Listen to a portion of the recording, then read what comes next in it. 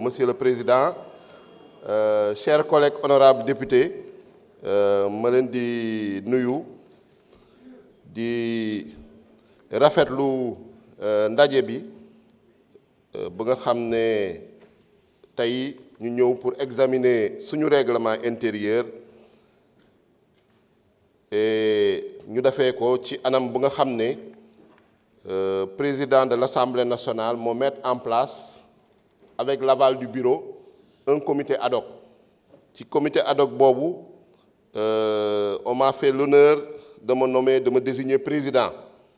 Ma ànd ceeg samay collègues, la présidente du groupe parlementaire Takku Wallu, le représentant des non-inscrits, monsieur l'honorable Tafsir Thioye, le 5e vice-président Amadou Ba, le président de la commission des lois, Maître Abdoulaye Tall, ainsi que les membres de l'administration parlementaire, notamment le secrétaire général adjoint, le directeur de cabinet du président de l'Assemblée nationale, le directeur des services législatifs et ses collaborateurs, ainsi que les assistants parlementaires, je peux citer notamment Charles Sow, qui nous ont accompagnés dans ce travail-là, ainsi que des experts externes. Donc pendant le délai qui nous avait été fixé était un délai de 2 mois et demi. Donc, vu l'ampleur du travail, nous n'avons pas pu le respecter. Nous avons sollicité du président de l'Assemblée nationale une dérogation pour mën a yeggali liggéey bi. Donc, di sant Yàlla bu baax, di remercier également tous nos collègues pour cette confiance que vous nous avez accordée. Parce que yaakaar naa ni ci comité ad hoc bi ñu toog ci Assemblée nationale bi député yu fi teew yépp mënoon nañu participer à ce comité ad hoc là.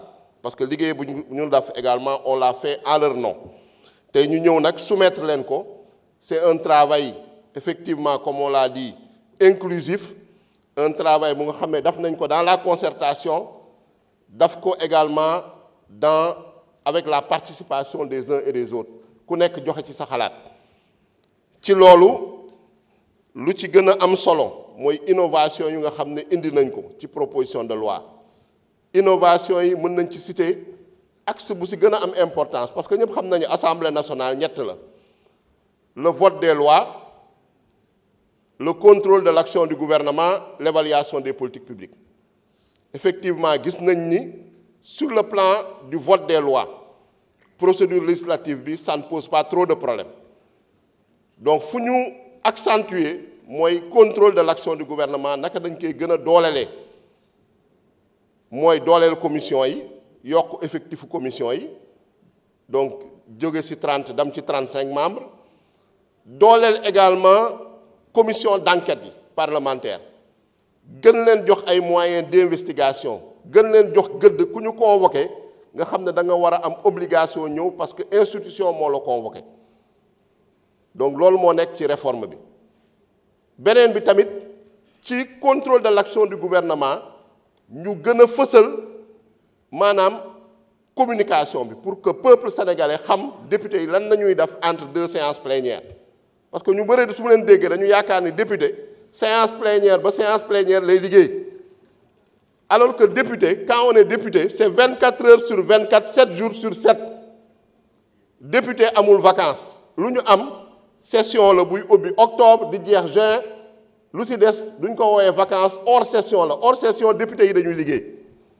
Tey 14 commissions yu fi nekk yépp programmé nañu ay activités à partir de juillet te ñëpp xam nañu session bi 30 juin lay jeex. Donc, en dehors de contrôle de l'action du gouvernement, il y a l'évaluation des politiques publiques. C'est ce qui constitution depuis 2016. Mais nous avons 2016, malgré que nous avons un règlement intérieur, l'Assemblée nationale n'a pas exercé. Le président Tamit Djel, avec volonté, ambitionné, évaluation des politiques publiques, faut nous exercer compétence bobu, mettre en place un comité ad hoc sous la présidence de l'honorable Mohamed Sall pour faire une méthodologie de l'évaluation des politiques publiques. En 2 mois, ils ont produit un travail excellent.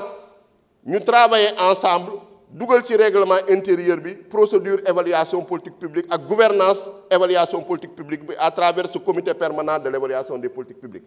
Donc, si nous adoptons ce règlement intérieur, en tout cas, dès la session prochaine, évaluation des politiques publiques à l'Assemblée nationale dina nekk une réalité. Nga xam ne mooy le troisième pilier ba nga xam ne mooy Assemblée nationale. Leneen li c'est la fonction de représentation parce que ñu xam ne députés yi effectivement c'est des députés du peuple sénégalais, c'est les députés du Sénégal, ils sont dans l'Assemblée nationale. Mais ñu si ëpp ils ont été élus dans des circonscriptions et des départements ñu nga xam ne dañu am une redevabilité envers ces circonscriptions là ñu fay dem di fa nemmeeku population yi seen jafe-jafe ak seeni préoccupation loolu tam dafa nekk lu am solo ci liggéeyu député yi moo tax renforcement de capacité buñ ci soxla qu'on les dote de moyens humains et matériels su ma nee moyens humains et matériels déjà c'est les assistants parlementaires qu'on puisse recruter des assistants parlementaires en nombre suffisant parce que tey su fekkee dañu la ne yow yaa war a voter des lois tu dois voter des lois dans tous les secteurs mooy maanaam tey loo gis ci ministère am na ay projet de loi yoo xam ne ministère yooyu ñoo koy initier jàllale ko ci gouvernement mu ñëw Assemblée nationale. On peut parler d'une trentaine de secteurs.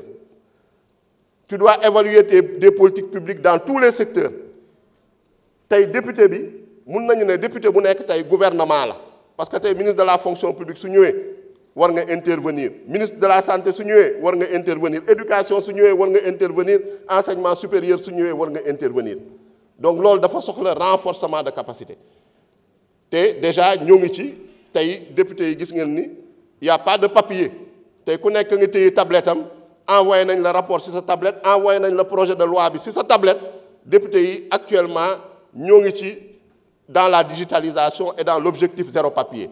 Donc on peut dire que c'est des ruptures, des bons qualitatifs yoo xam ne constaté nañ ko au sein de l'Assemblée nationale. Et il faut qu'on puisse améliorer ça, il faut qu'on puisse renforcer ça parce que c'est ça l'objectif. Leneen li nga xam ne également mun nañ ko jël si dans le cadre du contrôle mooy la question yu nga xam ne question écrite, question orale, question d'actualité au gouvernement. Question d'actualité au gouvernement, gis nañ ni pendant cette session le Premier ministre est venu 2 fois. Question d'actualité dafa guñ ko. Question orale dafa guñ ko. Mais yéene bi ambition bi mooy à partir de la session prochaine qu'on respecte la périodicité des questions d'actualité au gouvernement. Question d'actualité au gouvernement suñ ko waxee mooy Premier ministre day teew ak l'ensemble du gouvernement.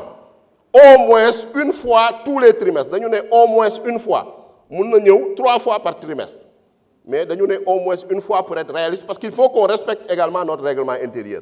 Question orale ñu ne au moins une fois par mois. Question d'actualité ñu ne au moins une fois par mois. L'objectif nag c'est d'appliquer ce règlement intérieur là sinon suñ ko deful yaakaar naa ni commission des délégations nga xam ne moom moo am responsabilité di contrôler l'exécution des lois votées mun na dal suñu kaw.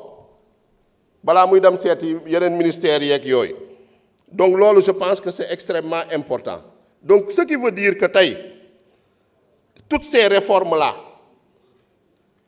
wax nañu la chaîne parlementaire ça permet que tey ñuy xam lu xew ci commission yi retransmettre les débats en commission retransmettre les commissions d'enquête parlementaire débats yi Sénégalais yi xam exactement députés yi lan nañu liggéey ñuy suivre députés yi dans leur circonscription l'excellent travail qu'ils abattent dans leur circonscription Sénégalais yi également mun ko xam donc pour vous dire que ce règlement intérieur là va permettre d'améliorer le fonctionnement de l'Assemblée nationale le reste nag c'est ku nekk sa responsabilité individuelle mais d'ores et déjà on peut dire que en tout cas réforme ñu def ci session bi c'est à travers un travail collégial un esprit d'équipe parce qu'on peut dire mun nañu ne tout seul on peut aller plus vite mais ensemble on va plus loin loolu mooy la réalité donc assemblée bi lu ñu gëm ni mooy déjà à travers cette première session parce que c'est une session inaugurale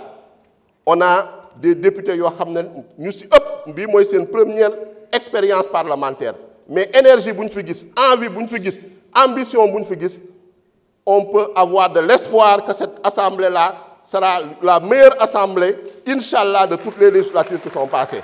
On a cet espoir-là, on a cette ambition et on prend cet engagement devant le peuple sénégalais. Parce que loolu moo ñu fi indi loolu nañ ñu falee di gërëm ñëpp di sant ñëpp di féliciter également ñëpp pour cet excellent travail. Je vous remercie. Jërëjëf, honorable. La discussion générale étant close, nous allons passer maintenant au vote des articles du texte de la loi. Je rappelle